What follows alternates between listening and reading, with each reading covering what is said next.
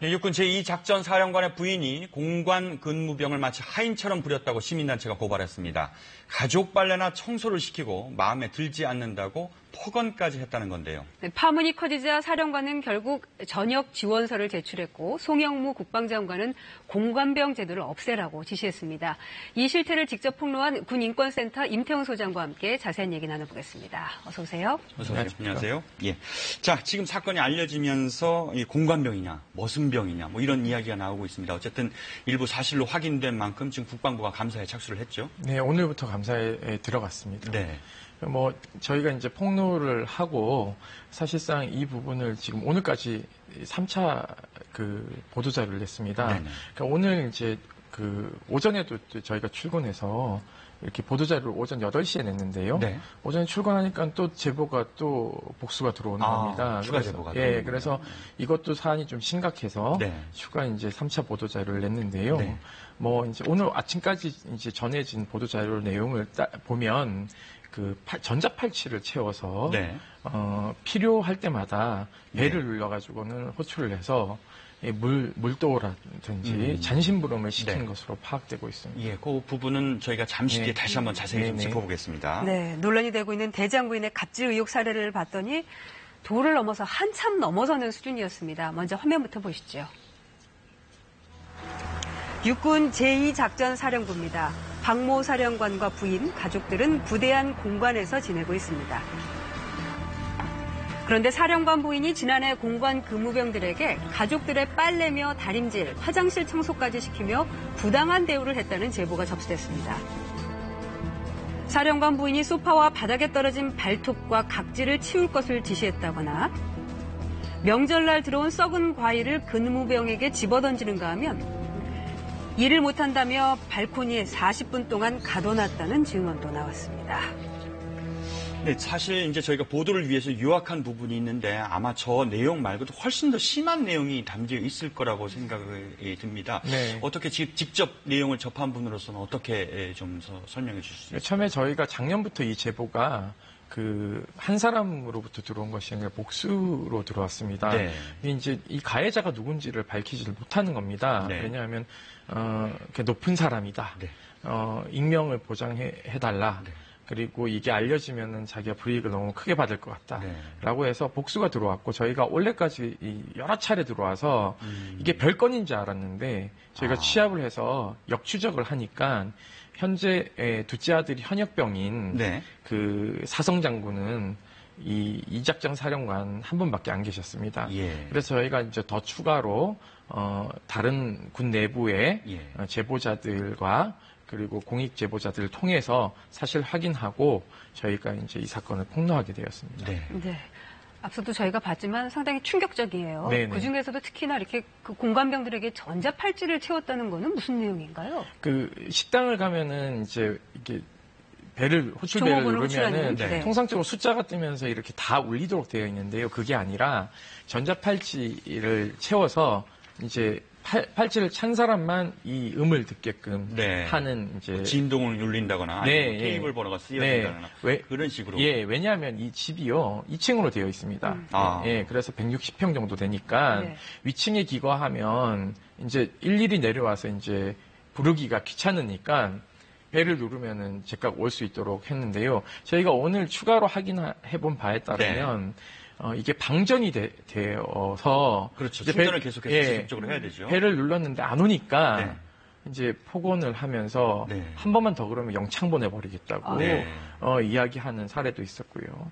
또 아들과 관련된 것도 좀 충격을 주고 있죠. 속옷 빨게 한 것도 문제지만 아들에게 오늘 추가로 들어온 것은 이제 전을 부침개를 해서 주라고 지시를 했는데 이 조리병이 하는 일이 많다 보니까 이걸 잊어버린 겁니다. 그래서 늦게 이제 질책을 당하고 이제 해서 오니까 그 전을 들어서 이 공관병의 얼굴에 집어 던지는 이 폭행한 사건도 있었습니다. 그 아들도 같은 지금 현역 군인인 거죠? 네, 공군에서 근무하고 있습니다. 공군에서요? 네. 그러면서도 이 아들이 또 아버지가 이제 육군 대장이니까 어떤 복무 특혜도 좀 받았다는 그런 의혹도 좀 나온 것 같아요. 네, 뭐 이 무열대가 대구 동구에 있고요. 네. 지금 현재 공군 수송사령부에서 근무하는데 그게 K2 공군 기지에 있습니다.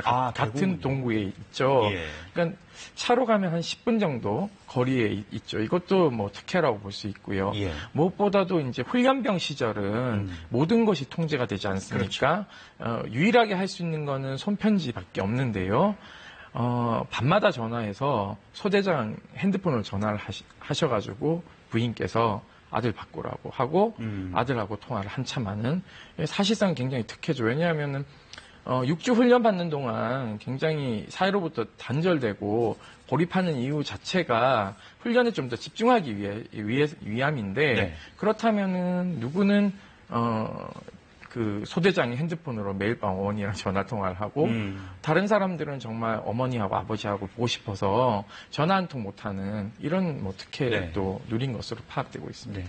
저도 아들이 있는 입장에서 굉장히 너무 속이 상했는데 이 공관병이라는 게 역할이 어떻게 되나요? 이게 공식 보직입니까? 근무지원대에서 그 인력을 빼쓰는 형태입니다.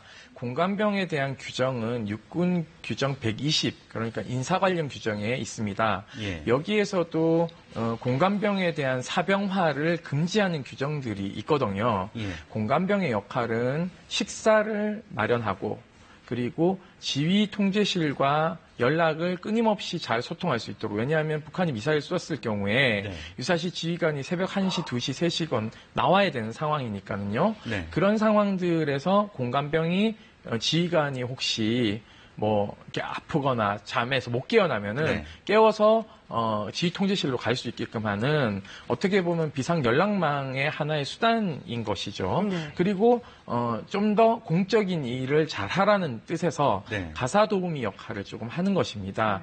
그런데 여기서도 그 사적인 것을 금지하는 조항들이 있습니다. 네. 예를 들면 화초를 키운다든지 또는 텃밭을 키운다든지 벌목을 한다든지 어패류를 잡는다든지 애완견을 키운다든지 이런 것들을 못하도록 되어 있습니다. 네. 그래서 사적 지시는 엄격하게 규정상 금지하고 있는데 이것도 위반한 것이고요. 네. 무엇보다도 사실상 직권을 남용한 죄가 있죠. 네. 이 상황을 엄중히 알고 있음에도 불구하고 부인의 잘못된 행동을 사실상 묵인 방조했기 때문에 둘은 형법상 직권남용죄의 공범 형태입니다. 네. 사실 오늘부터 감사가 시작됐는데요. 수사로 전환하는 게 맞고요. 또 과실수도 지금 현재 다 공간 주변에 부대 안에 있는 것들을 네. 따서 이렇게 뭘 담았다고 하지 않습니까? 그 과실수도 엄밀하게 얘기하면 군 재산입니다.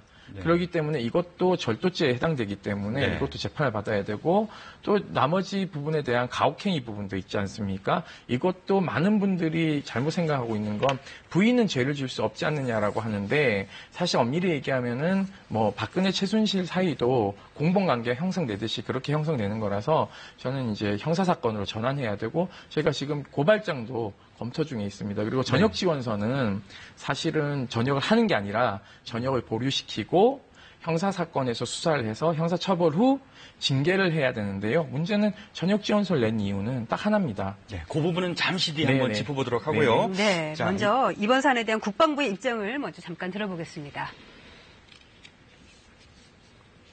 감사관실을 통해서 사실 여부를 조사할 예정입니다.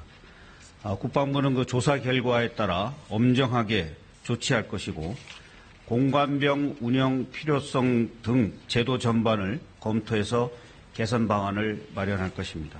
이 작전사령관은 이번 사안에 대해서 진위 여부를 떠나 전적으로 제 자신의 부덕의 소치라고 생각하고 깊은 책임감을 느낍니다. 라고 입장을 표명하였습니다. 자, 소장님께서 방금 전에 이제 언급을 하시다가 저희가 이제 국방부 입장을 먼저 들었는데, 자, 그럼 이제 전역 문제를 좀 따지면 전역 지원서를 제출했다고 하지만은 그 전역 지원서를, 그러니까 전역을 수리하면은 안 된다는 거죠? 네, 그렇습니다. 네. 사실상 장성들이 잘못을 했을 경우에 몰래 전역 지원서를 받아주는 형태로 전역을 많이 시켜서 여론의 비난을 산 적이 많습니다. 네. 예를 들면 66사단장 같은 경우에 성희롱을 했는데 네. 그것을 징계 처리하지 않고 전역 지원서를 내서 그냥 봐주기식 전역을 한 거죠. 왜냐하면 이제 공무원들은 중징계를 받을 경우 네. 연금의 일부를 못 받게 됩니다. 네. 그렇기 때문에 그런 편의를 봐주기 위해서 사실상 전역 지원서를 받아서 수리하는 형태의 관행들이 있었는데요. 네.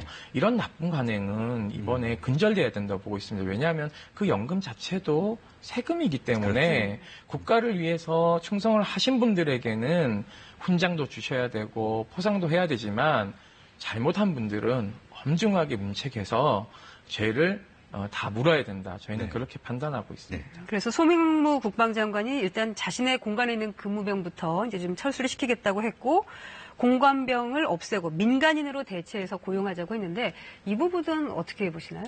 민간인들을 고용하는 거는 그 보안상의 문제만 없다면 육군본부나 이런 데서 일괄적으로 신원조회해서 그 배치하면 됩니다. 다만 이 비용을 누가 부담할 것인가는 장군 개개인이 부담하는 것이 맞죠. 네. 왜냐하면 미군 같은 경우에 자기 국간에 사실상 가족 이외에 그 공무를 보는 사람이 출입하지 않습니다. 네. 왜냐하면 그건 사적 공간이고 다만 공간을 둔 이유는 긴급한 사안이 발생했을 때 빨리 출근하라고 공간을 우리 세금으로 편의를 봐줬기 때문에 이미 그거 자체가 세금이 들어간 것입니다. 그러니까 거기에 또 세금이 투여된다면 많은 국민들은 이해하지 못할 것입니다. 왜냐하면 장성들은 월급이 많기 때문에 네. 그걸로 부담해야 된다고 판단하고 있습니다. 네, 알겠습니다. 자, 군인권센터 임태훈 소장과 함께했습니다. 자, 오늘 말씀 고맙습니다. 감사합니다.